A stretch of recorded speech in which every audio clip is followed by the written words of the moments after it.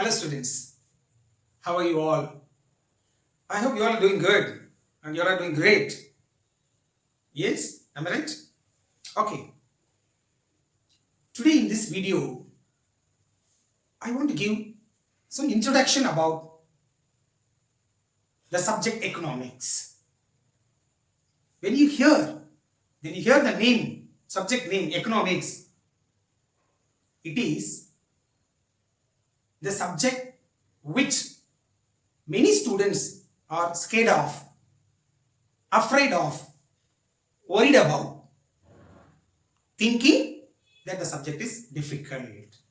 But at the same time, there are several thousands of students. For several thousands of other students, economics is their favorite.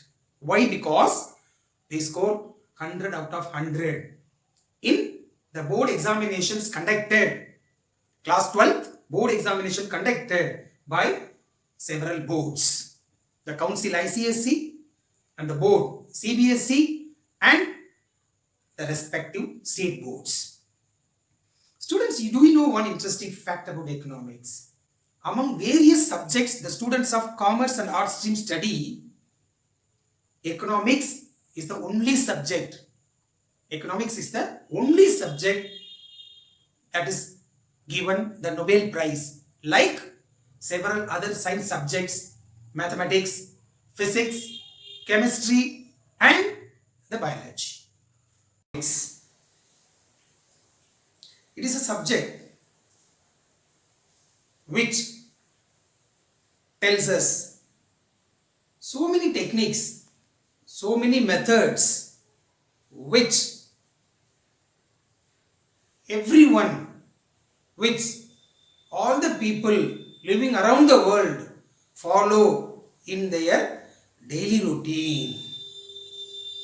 Whether we talk about government or a housewife or a person working in a bank or a person working in the stock exchange or an exporter, importer, consumer, farmer, whosoever it is, we all follow, we all apply certain techniques and methods which is taught to us by economics. How? That's what I am going to explain to you in this video with certain examples. Okay, so let me start with the first example, that is government. Right? Every country has various resources. When you talk about resources, it can be a natural resource or human resource or physical resources. Resources means assets. By using all these assets, by combining, by mixing the efficiency of all these resources, the government of every country has to make three major, vital, important decisions. What are those three major decisions the government of a country has to decide based on the available limited resources? Number one, what to produce. Number two, how to produce. And number three, for whom to produce. When you talk about the first major decision to be taken by the government is what to produce. You know, when we talk about goods which are to be produced for human use, there are so many types of goods. Some are consumer goods, some are producer goods or called capital goods. Some goods are called goods of basic essentials of life, the basic necessities of life. And some goods are comfortable goods and some goods are called luxury goods. Some are called defense goods, some are called peacetime goods. So there are variety of goods which have to be produced by the economy.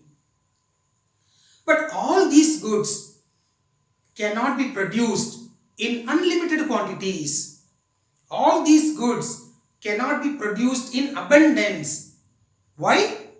Because the resources are limited.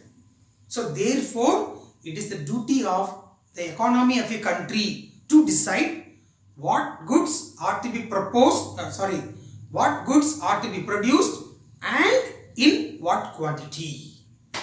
This is number one. Number two, another problem the economy faces, that is how to produce.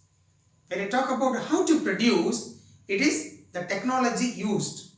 It is the method used in producing the goods or rendering the service. When we talk about technology, there are only two major types of technology. One is labor intensive technology, other one is capital intensive technology. Right? For example, when you talk about a farmer, in his field, there are so many types of activities from sowing till harvesting. If all these work are done by employing the laborers, it is labor intensive technology. Why? Because no machines are used in that particular field. But at the same time, the things which most of the farmers today use in their field, they use machines. They use tractors, combines, thrashers. For what?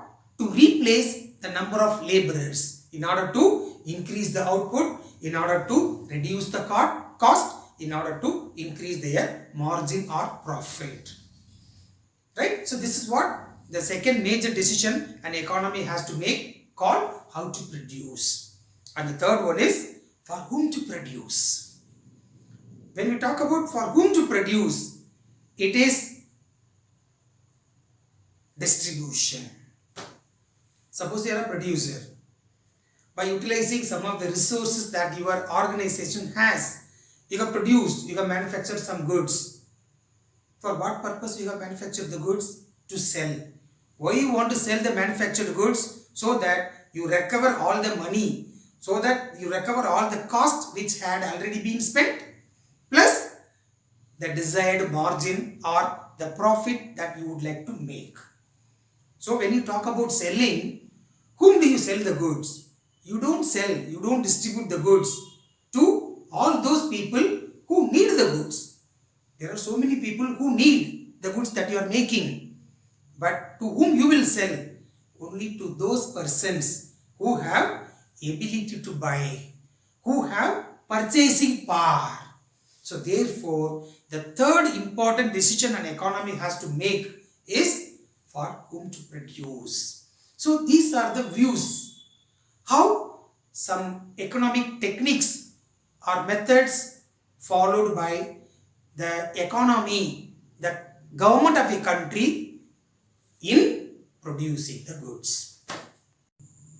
Second example, from the point of view of a producer. Just imagine, you own a business, you own a factory, you are a producer. What are your main activities? You buy raw materials, you manufacture goods, you sell the manufactured goods and recover your cost and earn some profit for you. These are the main activities. But as a producer, from the view of economics, you have to decide the quantity. You have to decide the number of units that you have to make, that you have to produce in order to maximize your profit. In order to earn the maximum profit, how many units of a particular good you have to produce or make. That is the decision you have to take, being a manufacturer, being a producer. You must be surprising, sir. What type of question is this? Less production means less profit. More production means more profit. That is what your view is. But from the subject point of view, when you apply certain techniques or methods, the economic teaches, it is not like this. There is one level of output. There is one level of output or one level of number of units manufactured at which the manufacturer earns maximum profit. That level is called in the economic terms as producer equilibrium.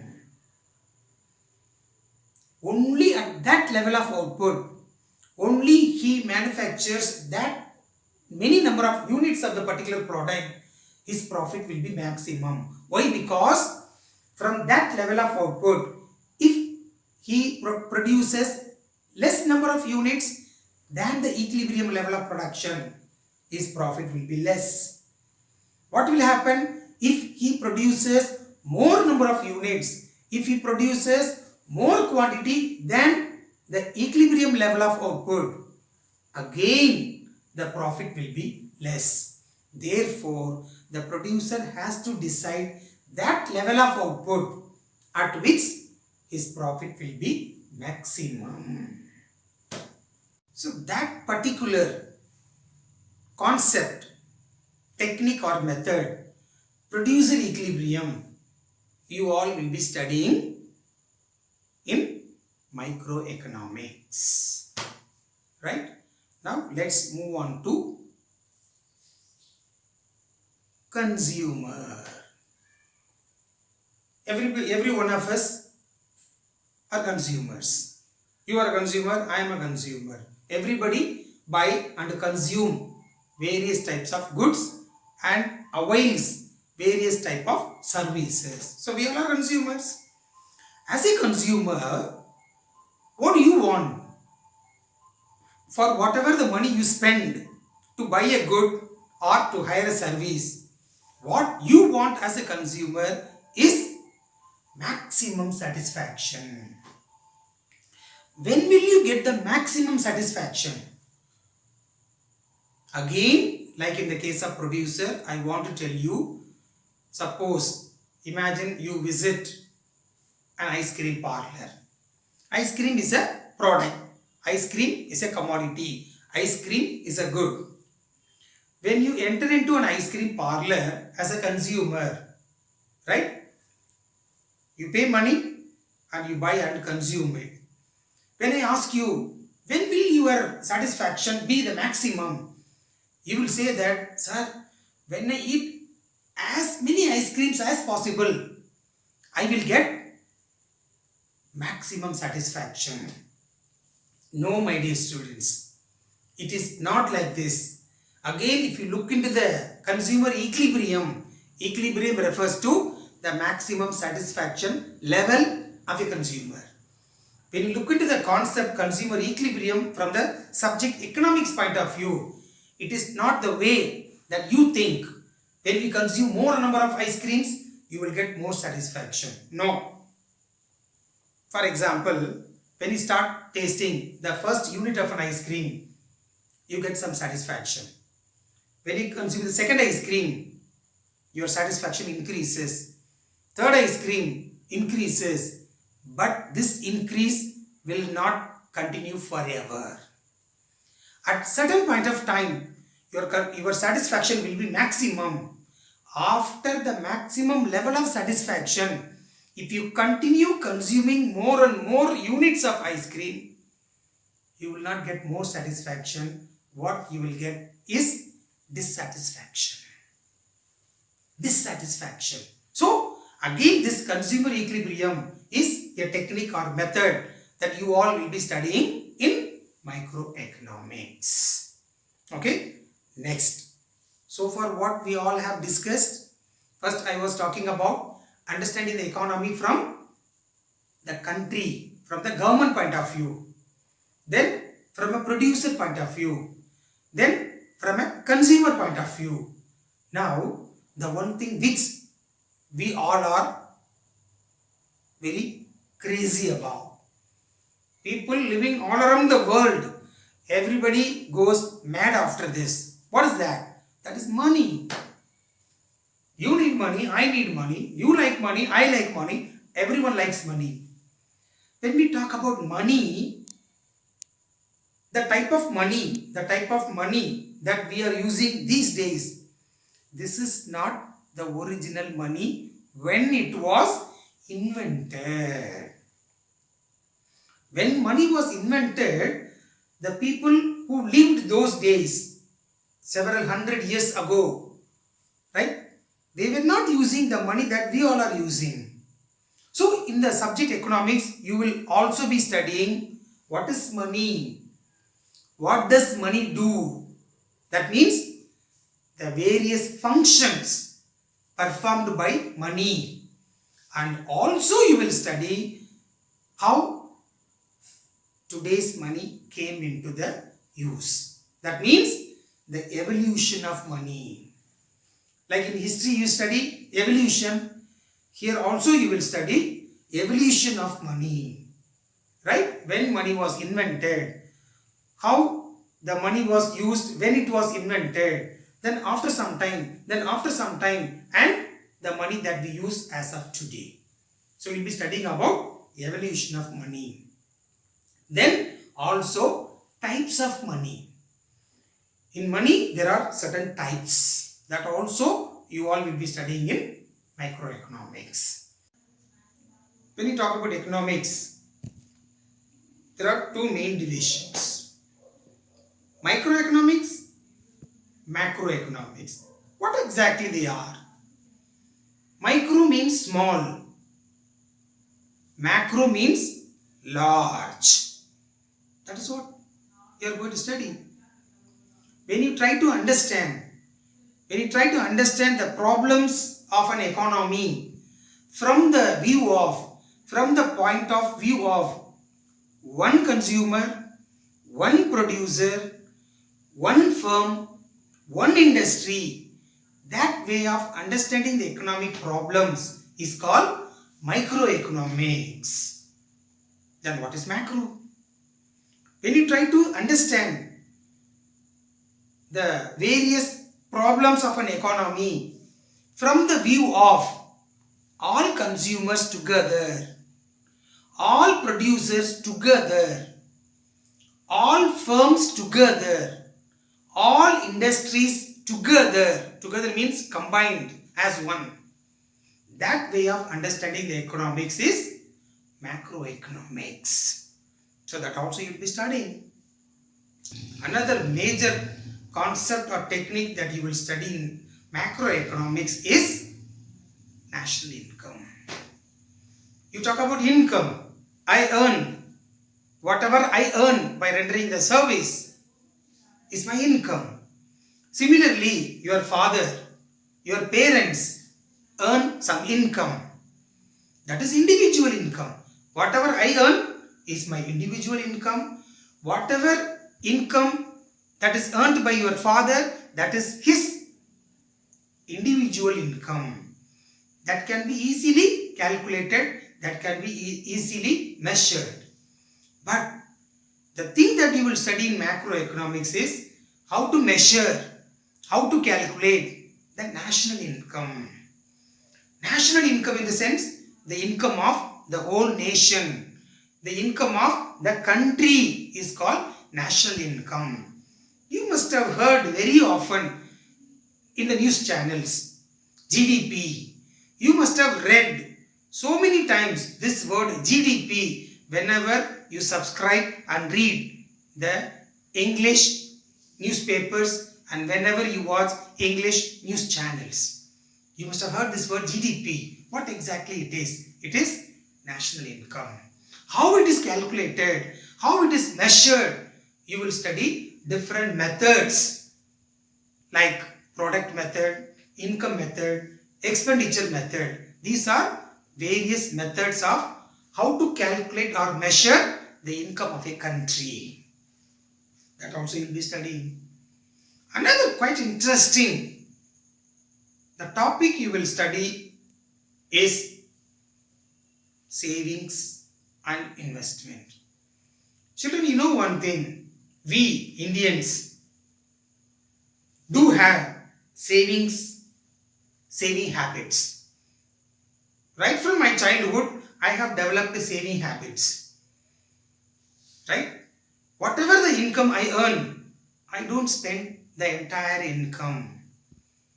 A major part of the income, but not the entire, I spend on my daily routine, but not the entire income. So what is the difference between the income I earn and the money I spend? What is it called? That is called savings. And where do I keep my savings for safety purpose? Whatever the savings I have, I deposit in a bank. Where does your father deposit all his savings? In a bank. Like me and your father and several other hundreds and thousands and crores of people of a country, where do all their savings go? They all are being deposited into bank for safety. And that savings of the people are converted into productive, useful investments. For what? For the growth of an economy. Therefore, you must understand one thing, the economy of any country grows with investment. And where does the investment come from? Savings. So this also we will be studying. Right? Another quite interesting thing is currency. The currency that is used in many countries are not the same. We use rupee, right? In China, they use yuan. In Japan, they use yen. In America, US dollar. In Singapore, Singapore dollar, right? So, many countries use different currencies. But among the countries, there are some transactions taking place. We call it as imports and exports. For example, just imagine, I live in America. You live in India. You produce some goods. You manufacture some goods. So you are a producer. The goods that you produce in India that I need, I am a consumer. Where do I live? I live in America. So between India and America, trade, buying and selling of goods between these two countries take place. When the international trade takes place, the value of the commodity is paid to the seller by the consumer in the currency which the producer wants. So naturally what happens? There is a concept called foreign exchange. The currencies of two different countries are to be exchanged one for the another.